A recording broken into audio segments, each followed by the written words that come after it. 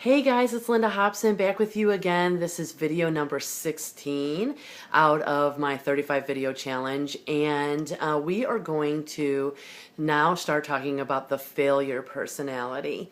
And of course, just like success, he spells it out in the word failure.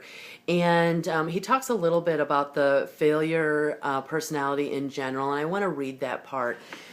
He says, the failure type personality also has its symptoms. We need to be able to recognize these failure symptoms in ourselves so that we can do something about them. When we learn to recognize certain personality traits as signposts to failure, these symptoms then act automatically as negative feedback and help guide us down the road to creative accomplishment. However, we not only need to become aware of them, everyone feels them, we need to recognize them as undesirables, as things which we do not want. And most important of all, convince ourselves deeply and sincerely that these things do not bring happiness. No one is immune to these negative feelings and attitudes. Even the most successful personalities experience them at times. The important thing is to recognize them for what they are and take positive action to correct course. Just like I had talked about before, that he, says that we are goal-seeking mechanism, and I've been comparing it to a target-seeking missile. When you're off course, you use that negative feedback to fix the issue, get back on course. If you ignore it, you're just going to keep getting more and more off course, and you're going to wind up way not where you want to be.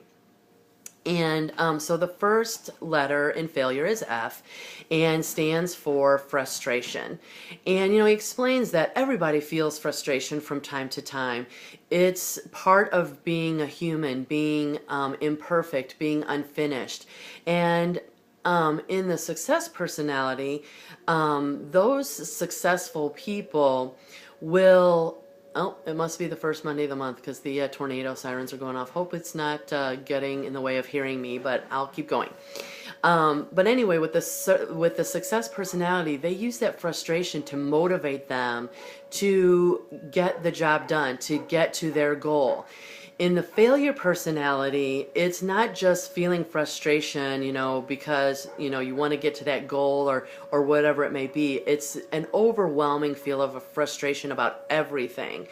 And, that kind of trait can actually be addicting because, when you're speaking, how things aren't going your way and that life sucks and that this is the worst day ever.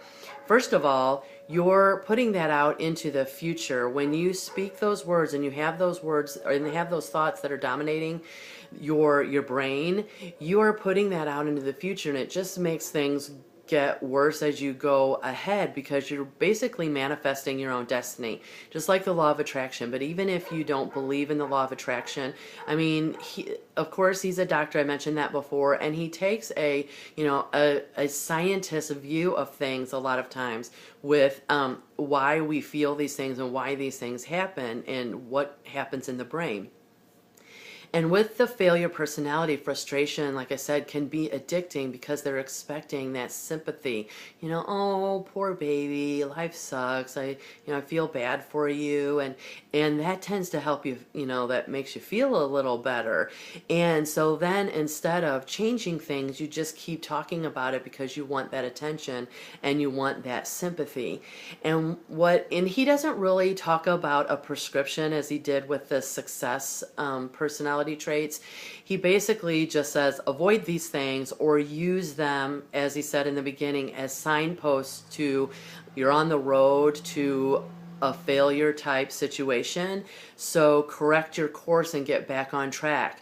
So if you're feeling frustrated, use that to motivate yourself to achieve whatever goal you're working on. And if it gets to be where your frustration is getting to be overwhelming and taking over your thoughts, then you're really kind of going down that slippery slope of the failure personality, and you really need to make a U-turn and start thinking positively.